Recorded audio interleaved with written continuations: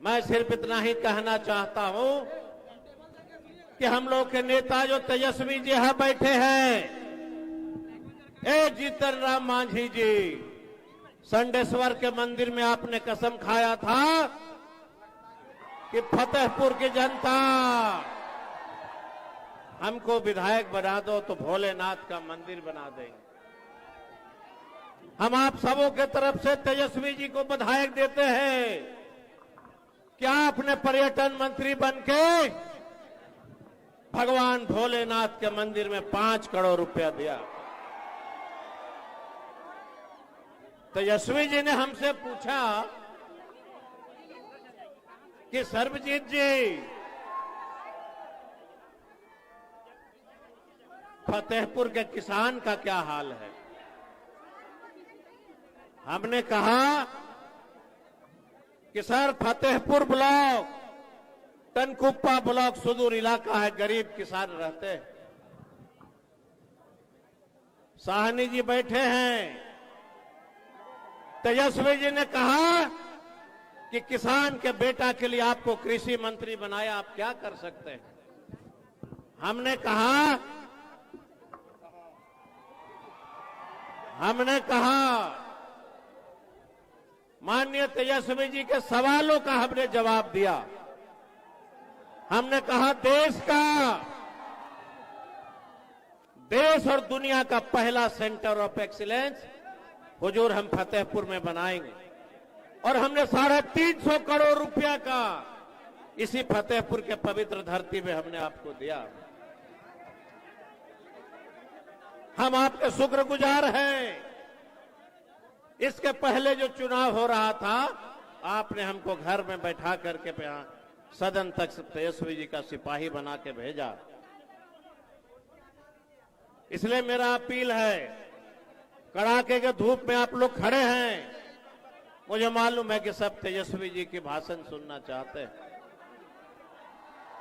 लेकिन नौजवान साथियों, तेजस्वी जी ने कहा था ना कि गरीब के बेटा को नौकरी देंगे। हम सैल्यूट करते हैं फतेहपुर की धरती से।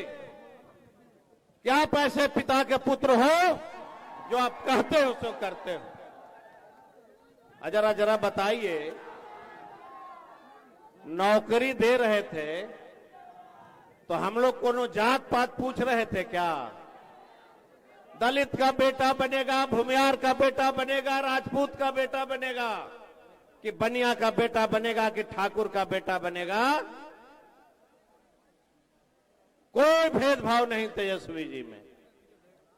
सब जाति धर्म को लेके चलते हैं। हमसे पूछे, नगर परिषद के मंत्री थे, कहा कि सर्वजीत जी, फतेहपुर बाजार में बनिया अग्रवाल भी रहते हैं क्या? हमले हुजूर, कहा मुझे पता चला है कि वहां में नाली में दिक्कत है। हमको कहा बुला के 12 बजे रात को कि बनिया समाज को भी बराबर का हकदार 10 करोड़ 5 करोड़ रुपया ले जाओ, फतेहपुर के बाजार को बनाओ। बनाया। अब साहनी जी बैठे हैं, मलाह के बेटा है, गरीब का बेटा, तो तेजस्वी जी के साथ कौन रहता है? गरीबे का बेटा ना। कोनो अडानी और अंबानी रहेगा क्या? इसलिए मेरा अपील है कि हमारी कोई शक्ति, कोई औकात नहीं, हम बस तेजस्वी जी के सिपाही हैं, और उनके सिपाही के रूप में आजीवन काम करता रहूंगा। जब तक मेरे शरीर में एक बूंद खून रहेगा, हम तेजस्वी जी के लिए काम करते रहेंगे। गरीब को देखता नहीं कोई। मैंने कहा अपने नेता से कि जरा पटना में मीडिया को कहना कि जीतन राम मांझी और आपका सिपाही दोनों को गांधी मैदान में बैठा कर डिबेट कराओ कि मुख्यमंत्री बने तो गया के लिए क्या किया और आपका सिपाही गया के लिए क्या किया, बताओ। कोई पत्रकार के साथी डिबेटें नहीं करा रहे। कई पत्रकारों से कहा तो कहा कि मांझी जी डिबेटें नहीं करना चाहते। हम काहे नहीं करना चाहते? जो हमने इस धरती के लिए किया, हमको पूरा भरोसा है। अब साथियों, एक बात मैं खाली कह देना चाहता हूं तेजस्वी जी से हमारी बात हो रही थी। संजय जी बैठे हैं, राज्यसभा से सांसद बने। संजय जी थोड़ा इधर आ जाइए, सब देखना चाहता है आपको, थोड़ा आपको भी देखना चाहता है। ये संजय यादव जी हैं, ये सिपाही हम लोग हैं तेजस्वी जी का। संजय जी और तेजस्वी जी ने कहा कि सर्वजीत जी सरकार अगर हम लोग की बनती है तो क्या करना चाहिए। हमने कहा नाई का बेटा कलकत्ता दिल्ली में जाके सैलून में काम करता है, आपकी सरकार बनेगी 10 लाख रुपया को फ्री में देना, अपना सैलून खोलेगा फतेहपुर में, गया शहर में। हमने बढ़ी के बेटा के लिए कहा, सुनो बढ़ी का बेटा, सरकार आई तेजस्वी जी का, दिल्ली नहीं जाना होगा, आपको भी औजार का पैसा मिलेगा। हमने कहा लोहार के बेटा को, कहा वेल्डिंग मशीन किराए पे लेके काम करते हो, अगर तेजस्वी जी की सरकार बनाते हो, आप लोग सांसद बना के भेजते हो, सुनो लोहार का बेटा वेल्डिंग मशीन सरकार आपको देगी। ये हमारा कमिटमेंट है हम लोगों का, सारी समाज के लिए हम लोग करना चाहते हैं। अच्छा जरा बताइए, ये मुसहर जाति में जितने सांसद एमएलए बने, ये पैदा कौन किया था? लालू यादव के जीतन राम मांझी। गिना दे, समता देवी, तो हरी रामजी मांझी, राजेश मांझी। अगर मुसहरों को किसी ने सम्मान दिया तो लालू प्रसाद यादव और तेजस्वी जी ने दिया। अकलियत के भाई को मैं आगाह कर देना चाहता हूं कि जब तक तेजस्वी जी के शरीर में एक बूंद खून रहेगा, हिंदू मुसलमान सब भाई बन के रहेंगे, सारा समाज मिल के रहेगा, हमारे के यहां कोई भेदभाव नहीं। मंदिर और मस्जिद की बात हो रही थी, और जब तेजस्वी जी सरकार में आए तो बिहार का सबसे बड़ा मंदिर 100 करोड़ थावे मंदिर में इन्होंने दिया। बात करते हो धर्म का तुम, और मंदिर बनाता है तेजस्वी यादव। और एक बात याद रखना, तेजस्वी जी के राजपाट में अगर आपका आशीर्वाद प्राप्त हुआ तो बिहार भी देश में सबसे बड़ा मंदिर और मस्जिद एक साथ बना के रहेगा। पहले शिक्षा के मंदिर जगाने दो, पहले गरीबी दूर करने दो, पहले नौजवानों को नौकरी बांटने दो, देश का सबसे भव्य मंदिर और मस्जिद बिहार में बन के रहेगा। फतेहपुर ऐसा गांव में संडेश्वर भोलेनाथ का मंदिर, और इन्होंने कहा कि बेचारा फतेहपुर का लोग परेशान है, उसका मंदिर बना दो, 5 करोड़ आपको दे दिया बनाने के लिए तुरंत। इसलिए मैं बहुत बधाई देता हूं, हाथ जोड़ के विनती करता हूं कि मुझे नहीं देना है वोट, तेजस्वी यादव के हाथ को मजबूत करने के लिए राष्ट्रीय जनता दल को देना। 32 साल का नौजवान का बेटा, और आप लोग के रहते 32 साल के लड़के पे देश का सारा तंत्र प्रहार करता हो, आप मुंह ताक रहे हो। बैलेट पेपर वोट मशीनवा है ना, जितने देश के तंत्र है जो प्रहार करते हैं, अपने बटन से दे करके उनको शक्ति विहीन करना होगा। इसी के साथ मैं अपनी वाणी पे विराम करता हूं। बहुत बहुत धन्यवाद, सभी को प्रणाम, नमस्कार। माननीय मुकेश सहनी जी, वीआईपी राष्ट्रीय अध्यक्ष को मैं आमंत्रित करता हूं कि आए और फतेहपुर के और बोधगया के विधानसभा के जनता को संबोधित करें। मुकेश सहनी जी, मुकेश सहनी जिंदाबाद। बहुत बहुत धन्यवाद। आज चुनावी कार्यक्रम में उपस्थित हमारे छोटा नौकरी देने वाला युवा नेता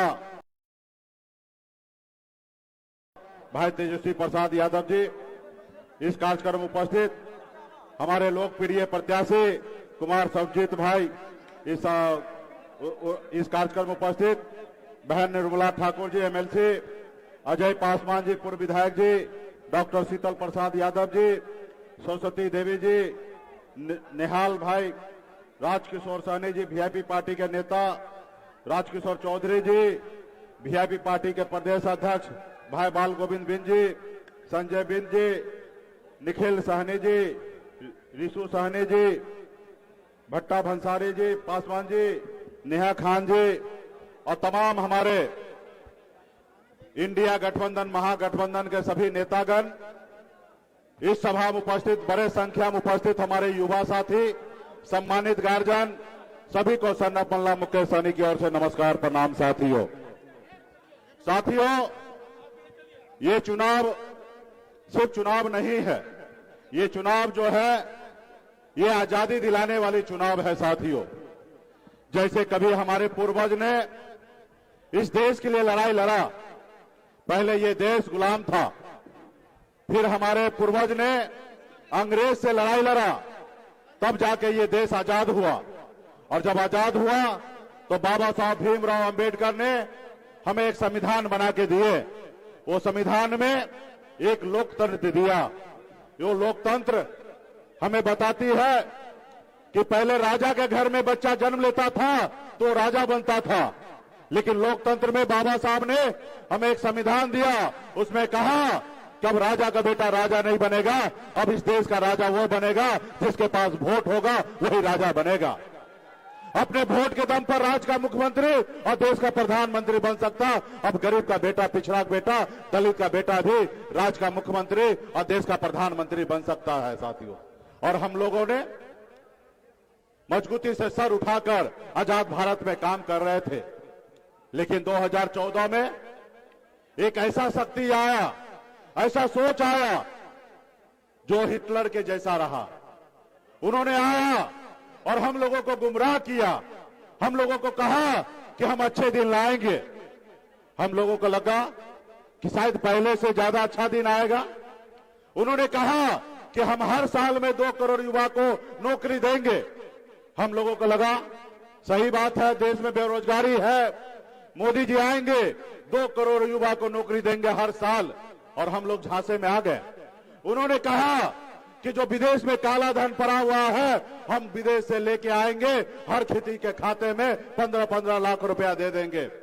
हम लोग को लगा कि बैठे बैठे 15 लाख रुपया मिल जाएगा, हमारा युवा रोजगार करेगा और घर में जो समस्या दूर हो जाएगा। हम लोगों ने मोदी जी को ले आया, लेकिन क्या मिला हम लोगों को? आज देखिए साथियों, आज हमारा युवा जो है बेरोजगार है। सारे सरकारी संपत्ति को बेच बेचकर फुटानी किया जा रहा है। गांव में देखते होंगे किसी का बाप दादा ने संपत्ति अरज के जाता है और उसके बच्चे लोग काम धंधा नहीं करता, उसको बेच बेच के खाता है। उसी तरीके से आज देश के प्रधानमंत्री जी हमारे जितने भी संपत्ति था हमारे पूर्वज ने बनाया था, उसको बेच बेचकर आज फुटानी कर रहे हैं। देश पे कई लाख करोड़ रुपया कर्ज लाद दिया गया है और बोल रहा है कि हमारा देश आगे बढ़ रहा है। तो इसलिए साथियों, ये देश आगे नहीं बढ़ रहा है।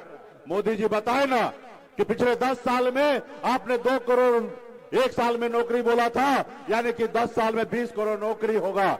लेकिन आप बताइए, आप तो भारत सरकार है, माई बाप है, आप बताइए कि आपने 20 करोड़ दूर, आप 20 लाख नौकरी अगर आपने 10 लाख में दिया 10 साल में, तो आप बताइए कि 20 लाख नौकरी आपने कहां दिया। तो साथियों, ये गरीब पिछड़ा दलित को आगे बढ़ाने वाला सरकार नहीं है। ये सरकार जो है वो नागपुर में आरएसएस के कहने से ये सरकार चलती है। ये कभी गरीब पिछड़ा का नहीं हो सकता। साथियों, गरीब पिछड़ा का नहीं हो सकता। इसलिए अपने हक अधिकार के लिए, अपने युवा गरीब भाई के लिए आप लड़ाई लड़िए। ये नहीं चाहता किसी गरीब का बेटा आगे बढ़े। आप देखिए ना, मुझे ले लीजिए, मैं संघर्ष करते एक मछली मारने वाले का घर में जन्म लिया, गरीबी में जिंदगी जी रहा था। ऐसे घर में जन्म लिया जहां अगर 2 रोज मछली ना मारा जाए तो तीसरे रोज घर पे खाना नहीं बनेगा। ऐसे गरीब परिवार में जन्म लिया। 18 साल की उम्र में घर परिवार को छोड़कर मुंबई जैसे शहर चला गया, मेहनत मजदूरी करता था, 900 रुपया महीने पे नौकरी करता था, लेकिन अपने हौसले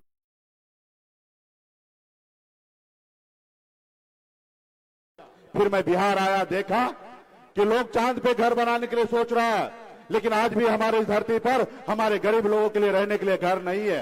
और उसके बाद बिहार में खास करके निषाद समाज के बिंद बेलदार, नुनिया, मला, चाय, तियर, बनपर, गंगोता, इस सभी के हक अधिकार के लिए लड़ाई लड़ने लगा और संघर्ष करने लगा। और आपने देखा 2020 में हमने 4 विधायक बनाया था, अपने दम पर बिहार में मंत्री बना। अगर हम समर्थन नहीं देते 2020 में तो नीतीश कुमार बिहार का मुख्यमंत्री नहीं बनता, निषाद मल्ला का बेटा के समर्थन से बिहार में सरकार बना था। लेकिन उस सरकार में देखे आपने क्या हुआ, हमारे चारों विधायक को खरीद लिया, हमको मंत्रिमंडल से बाहर कर दिया। वो देखा कि एक मल्ला का बेटा हमारी बराबरी कर रहा है, इसको रोको, खत्म करो। वो नहीं चाहता कि गरीब का बेटा, एक मछुआरा का बेटा सर उठा के जिए। उन्होंने हमें रोड पे लाने का काम किया साथियों। इसलिए साथियों, ये नहीं चाहता कि कोई गरीब का बेटा सर उठा के जिए, उनको हर तरह तरह के परेशान करने के लिए लगे रहते हैं। इसलिए तमाम हमारे जितने भी पार्टी के नेता हैं, युवा साथी है, सब जितने भी यहाँ पे हैं, आप सभी को आजादी की लड़ाई लड़ने के लिए मजबूती से खड़ा होने की आवश्यकता है साथियों। इसलिए तमाम यहाँ पे आप लोग आए हैं, मजबूती से देश को बचाइए। ये देश में अभी इस बार अगर गलती से वो आएंगे, ऐसे तो आएंगे नहीं। ये देश ने मूड बना लिया है कि जो झूठ बोलने वाले हैं उनको अभी लाएंगे नहीं। इसलिए साथियों, मजबूती से साथ दीजिए ताकि हमारा देश आगे बढ़े। ये लोग आएंगे तो इस बार हमारा संविधान को बदल देंगे, और जब संविधान को बदल देंगे तो गरीब, पिछड़ा, दलित को फिर वो गुलामी की जंजीरों में बंध जाएंगे साथियों, गुलामी की जंजीरों में बंध जाएंगे। तो क्या आप लोग लड़ाई लड़ने के लिए तैयार हैं? तो निश्चित तौर पे आप सभी के लोकप्रिय प्रत्याशी हमारे कुमार शमशेद भाई हैं, इनको मजबूती से जिताइए और आपका नेतृत्व करेगा और दिल्ली में हमारी सरकार बनेगा। और राहुल गांधी जी ने भी घोषणा किया है कि जितनी संख्या होगा उसको उतनी हिस्सेदारी हम देंगे। तो इसलिए हमारा देश न्याय के साथ आगे बढ़ेगा। बहुत बहुत धन्यवाद, बहुत बहुत धन्यवाद।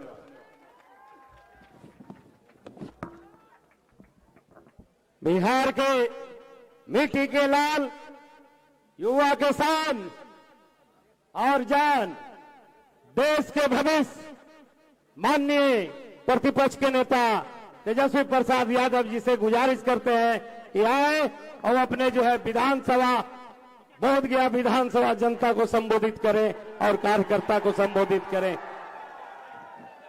तेजस्वी यादव। पीछे हो जाओ, पीछे हो जाओ, पीछे हो जाओ, पीछे हो जाओ। गया के जिलाध्यक्ष नदाम साहब, हमारे बड़े भाई और वीआईपी पार्टी के संरक्षक मुकेश साहनी साहब जी, पार्टी की एमएलसी उर्मिला ठाकुर जी, शीतल जी और सभी यहाँ मुखिया जीगण, जनप्रतिनिधिगण, महागठबंधन के सभी नेता, पदाधिकारी, कार्यकर्ता,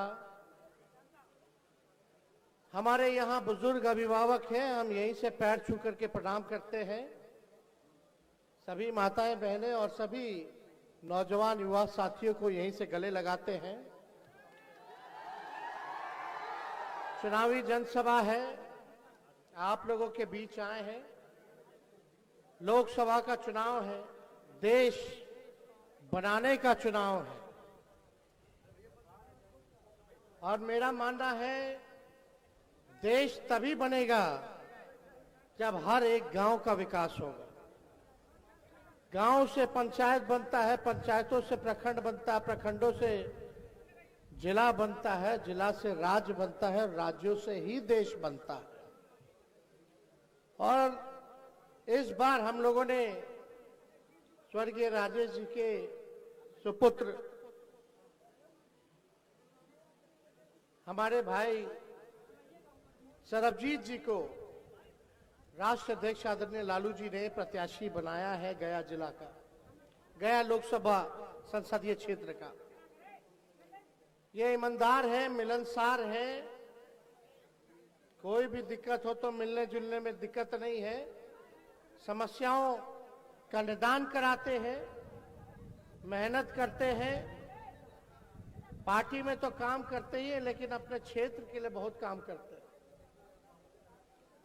जितना अपने क्षेत्रों में इन्होंने रोड, पुल, पुलिया बनाया, कितना शौक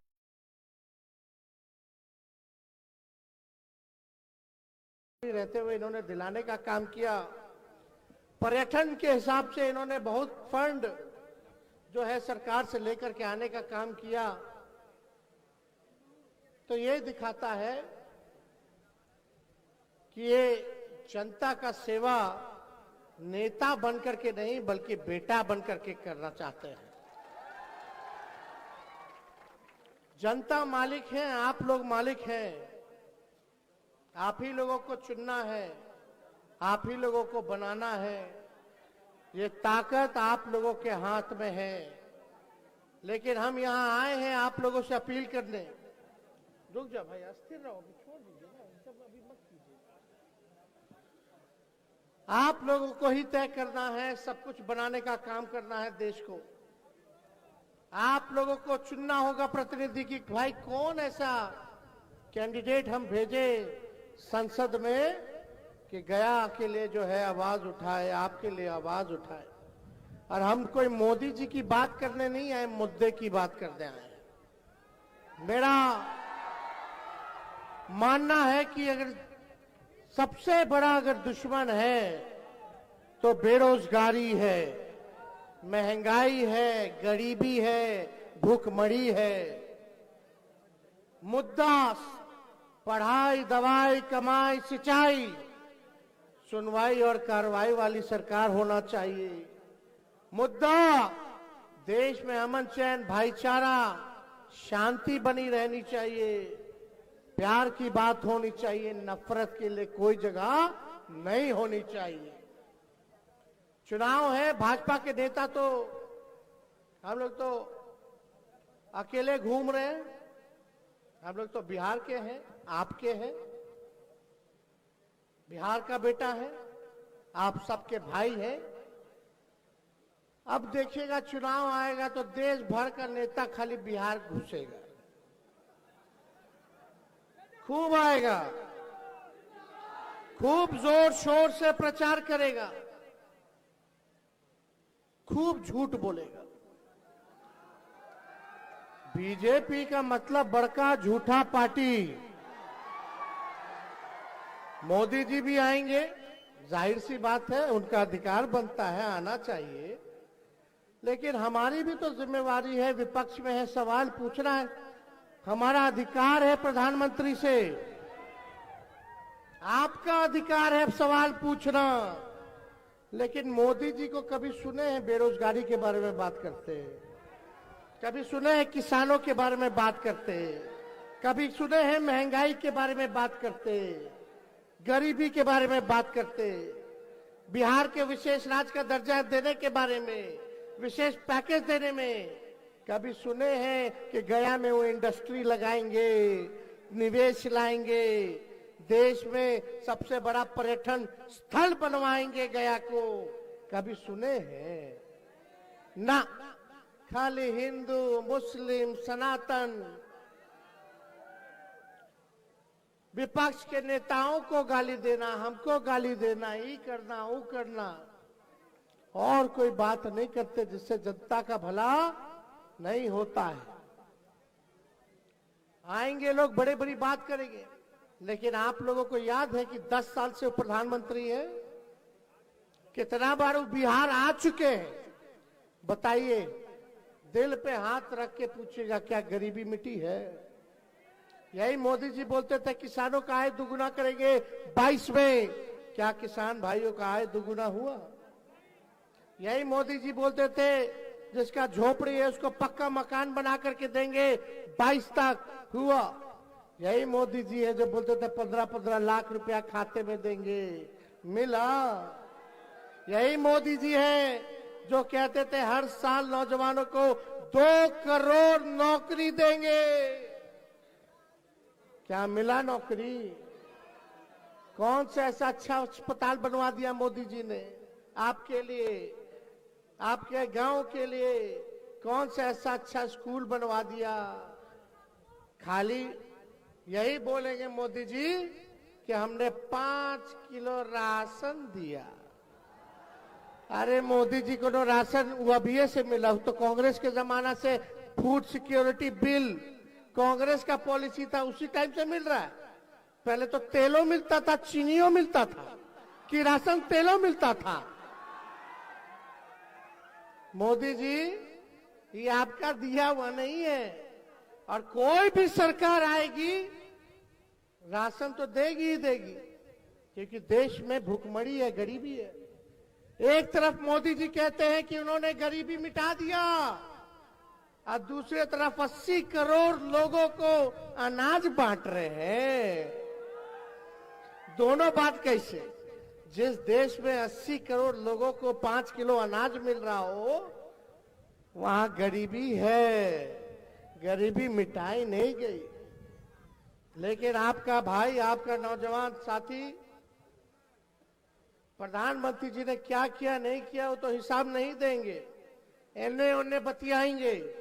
लेकिन 17 महीने में इसी मैदान में हम आए थे, बिहार विधानसभा के चुनाव में 20 में। सबसे पहले हम क्या बोले थे कि 10 लाख सरकारी नौकरी देंगे। बोले थे कि नहीं बोले थे? आपके भाई को जब लतिया के हमारे चाचा हमारे पास आ गए माफी मांग के कि अब कहीं नहीं जाएंगे, मिट्टी में मिल जाएंगे, मर जाएंगे, मिट जाएंगे, लेकिन भाजपा में नहीं जाएंगे। हम लोग देश में देख रहे थे क्या माहौल था, हम लोग अपना लिए, भाई चलो चाचा जी समाजवादी बढ़ो, हमारे घर के बढ़ो, आप चलाइए, भाजपा को रोकिए। भाजपा को रोकने के लिए हम कुछ भी कर सकते हैं, क्योंकि भाजपा लोगों को ठगती है, आपस में लड़वाती है, उनका विचारधारा ठीक नहीं है, नफरत वाले लोग हैं, इसलिए हमारा वैचारिक विरोध है।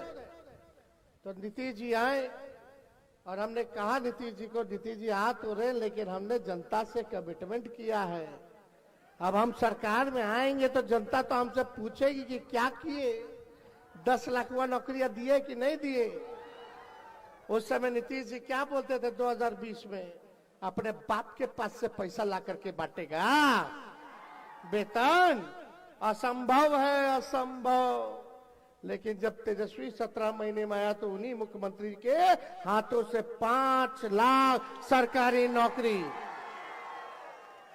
मोदी जी बताओ, 17 साल से आप लोग डबल इंजन का सरकार था, भारत सरकार में 10 साल तक कितना नौकरी दे दिए थे, लेकिन जब 17 महीने तेजस्वी आया तो बहालियां निकलने लगा।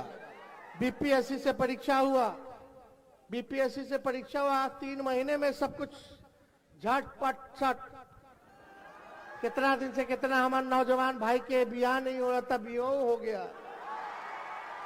पता चला कि बियाह जिसका हो रहा, जिसका नौकरी लगे उसी को उठा उठा के ले जाके जबरदस्ती कर रहा। खैर वो अलग बात है, लेकिन 17 महीने में हमने काम किया, और जैसे ही तेजस्वी हटा वैसे पेपर लीक हो गया। पेपर लीक हुआ कि नहीं हुआ? अब बताओ, तेजस्वी था तो कौन सा, जो कंपटीशन मेरिट वाला लड़का था, जो बीपीएससी पास किया, चाहे कोई धर्म के हो, कोई जात के भाई हो, सबको जो है नौकरी मिला, किसी के साथ भेदभाव हमने नहीं किया। हम लोग काम किए। नियोजित शिक्षक वाले लोग रोते थे कि हम लोगों को समान काम समान वेतन। 17 महीने आया तो 4.5 लाख नियोजित शिक्षकों को हम लोगों ने राजकीय कर्मी का दर्जा दिया। ये काम हम लोगों ने किया। तालमी मरकज के लोग हो, टोला सेवक हो, विकास मित्र हो, आशा ममता हो, सबके मानदेय को 19-17 महीनों में हम लोगों ने बढ़ाने का काम किया। जाति आधारित गणना हम लोगों ने कराया, और आंकड़े आ गए कि भाई इतना लोग गरीब है। पता चला कि भाई स्वर्ण जाति में भी गरीबी है, पिछड़ा में उससे ज्यादा गरीबी है, अति पिछड़ा में और भी ज्यादा गरीबी है, सबसे ज्यादा गरीब दलित, महादलित और आदिवासी लोग हैं। तो अब क्या करेंगे भाई? तो हम लोग योजना बनाए कि जिस घर में नौकरी नहीं है वैसे घर में हम लोग 2 लाख रुपया हम लोग देने का काम करेंगे।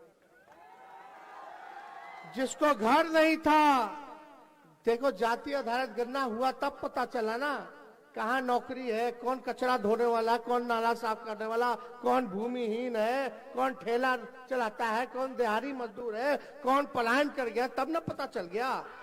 एक्सरे हुआ तो जिसका घर नहीं था उसको जमीन के लिए 1 लाख रुपया हम लोग देने जा रहे थे।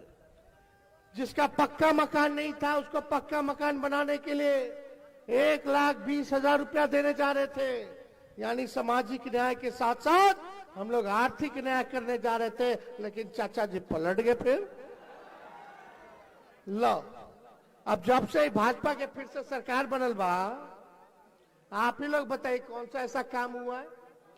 दूतू को एगो डिप्टी सीएम ने, दूतू को डिप्टी सीएम, एगो लाउड माउथ है, एगो फाउल माउथ है, एगो अनाबे से ना बोलता है, एगो जोर जोर से बोलता है। एक तो यहीं से गए थे मोरठा वाले, यहीं से ना गए, वो लालू जी मंत्री बना दिए थे। खैर छोड़िए, ये सब हम बात नहीं करेंगे। आप लोग होशियार हो, मालिक हो, सब लोग जानते हैं, लेकिन आप लोगों से हम यही अपील करेंगे, भाई मांझी जी बुजुर्ग हो गए, अब उनसे गया नहीं संभलेगा। जो संभालने वाला है ये सरबजीत है, यही संभालेंगे, सुख दुख के भागीदार बनेंगे, आपके बीच रहने वाले हैं, इनको आप लोग वोट दीजिए। अब आप कोई कहता कि ऊपर देख के वोट देना, ऊपर देख के लोग बोलता है हाँ भाई भाजपा का नीमन कैंडिडेट नहीं खे, क्या करा जाए, ऊपर देखा जाए। तो हम बता दे, जो लोग भाजपा के लोग सोचते होंगे कि मोदी जी को वोट दे के वोट देना है, तो मोदी जी नीचे गरीब को नहीं देखते, वो पूंजीपति अमीर को देखते हैं। क्या किया गरीबी के लिए, क्या किया आपके लिए? खाली वोट चाहिए और उधर कर्जा माफ कर देते हैं। किसान का कर्जा माफ नहीं करते हैं, पूंजीपतियों का कर्जा माफ करते हैं। तो जो लोग सोच रहे ऊपर देखे वोट देंगे, तो जो ऊपर मोदी जी बैठे हैं तो उन नीचे काहे नहीं देखते, काहे नहीं अच्छा कैंडिडेट देते? क्या कैंडिडेट कमी है क्या? अच्छे लोगों की हमारे समाज में, पूरे गया जिला में कमी है, तो काहे नहीं दिया अच्छा कैंडिडेट?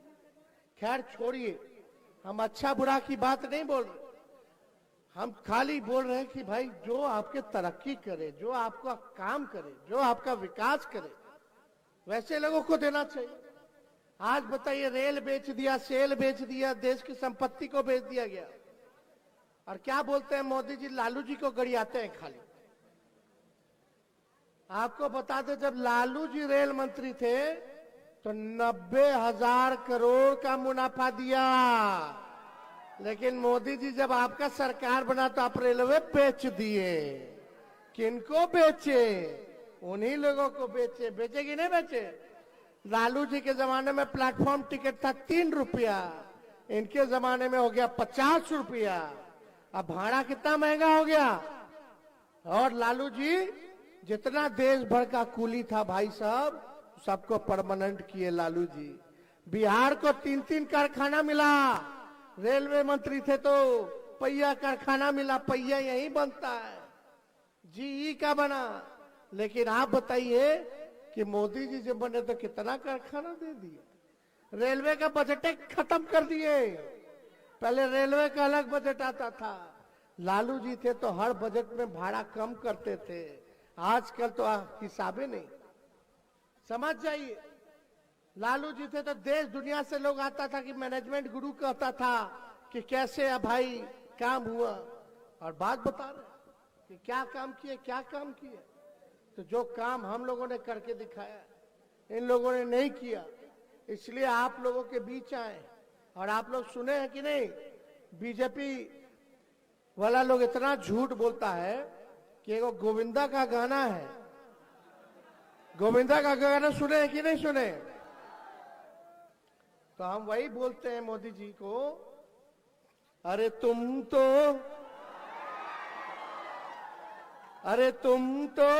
धोखेबाज हो, वादा करके भूल जाते हो।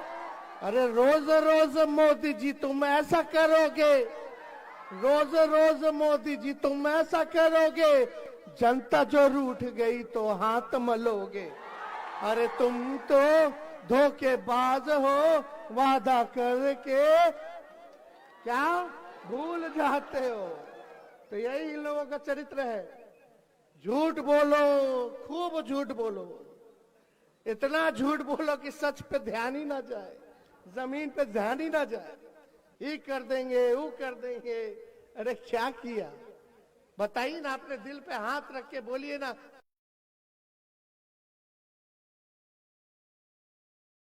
के झूठ के प्रचार में मत फंसिएगा, सीधे चुपचाप लालटेन छाप, बोलिए चुपचाप, चुपचाप, चुपचाप। और नवरात्र शुरू हो गया है, चैती छठ भी होगा, आप सबको शुभकामनाएं हैं। कल ईद भी है, सभी लोगों को ईद की बधाई भी देते हैं। मिलजुल करके रहिए, हम लोगों ने कलम बांटा है, ये लोग तलवार बांटना चाहते हैं। मिल करके रहे के बाद क्या ऐसे ही बड़ा जोर से जोरदार बोले, मिल के रहना कि नहीं रहना, मोहब्बत की काम करना है, मोहब्बत को फैलाना, प्यार की बात करना है। टकरार और नफरत के लिए हमारे समाज में कोई जगह नहीं, सबको इज्जत, सबको सम्मान करना है। तो आप लोगों का अनुमति हो तो सरबजीत जी को जीत का माला पहना दे, दोनों हाथ उठा करके बोले पहना दे। आप सब लोगों का बहुत बहुत धन्यवाद।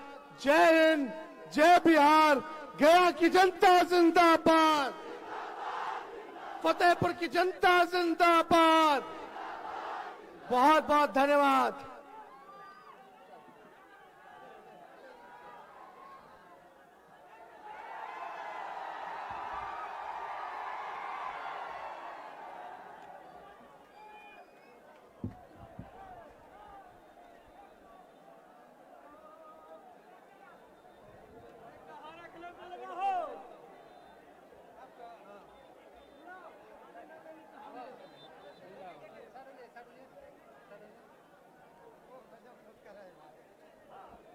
हम सभी साथियों से आग्रह है कि टनकुप्पा में तेजस्वी यादव जी का कार्यक्रम 12 तारीख को समय 11 बजे ढीवर मोड़ के बगल में होने जा रहा है।